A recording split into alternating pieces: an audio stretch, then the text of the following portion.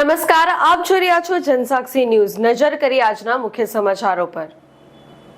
Ankleshwar Hansot road પર આવેલ પૌરાણિક રામકુંડમાં નગરપાલિકા દ્વારા ₹15 લાખના ખર્ચે પાણીની ટાંકીનું નિર્માણ કરાશે। ત્યારે પાણીની ટાંકીની કામગીરીનું નગરપાલિકાના પ્રમુખ લલિતાબેન રાજપુરોહિત અને રામકુંડના મહંત ગંગાદાસ બાપુના હસ્તે ખાતમુહૂર્ત કરવામાં આવ્યું હતું। રામકુંડ ખાતે હજારો નર્મદા પરિક્રમાવાસીઓ આવે છે। આ સાથે જ ગૌશાળા પણ કાર્યરત છે। ત્યારે પાણીની જરૂરિયાતને પહોંચી વળવા નગરપાલિકા દ્વારા પાણીની ટાંકીનું નિર્માણ કરાશે, જેનાથી પરિક્રમાવાસીઓ ઉપરાંત ગૌશાળામાં પૂરતા પ્રમાણમાં પાણી મળી રહેશે। આ પ્રસંગે જિલ્લા ભાજપ કોષાધ્યક્ષ જગદીશ શાહ, પૂર્વ શહેર પ્રમુખ નરેન્દ્ર પટેલ સહિત ભાજપના હોદ્દેદારો અને આગેવાનો ઉપસ્થિત રહ્યા હતા। જલ હી જીવન હૈ।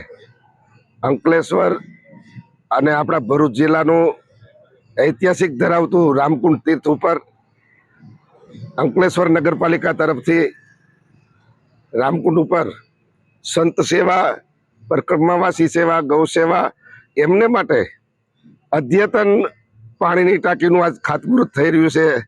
પ્રમુખ સાહેબના હાથથી હું ખૂબ ખૂબ સાધુવાદ આપું છું કે આપે અમારી જે સેવામાં તમે જે યજ્ઞ ચાલે છે, જે સેવા યજ્ઞ, એમાં તમે જે આહુતિ આપી છે સેવાની, ખૂબ ખૂબ સાધુવાદ આપું છું।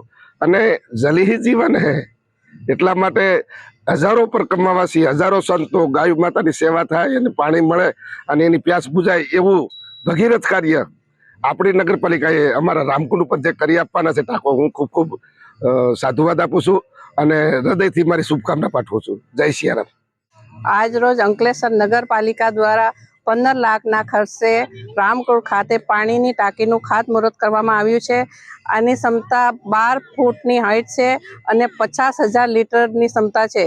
આ ખાતમુહૂર્તમાં અહીંયાના સાધુશ્રી ગંગાદાસ બાપુ હાજર રહ્યા હતા અને સંગઠનના હોદ્દેદારશ્રીઓ હાજર રહ્યા હતા।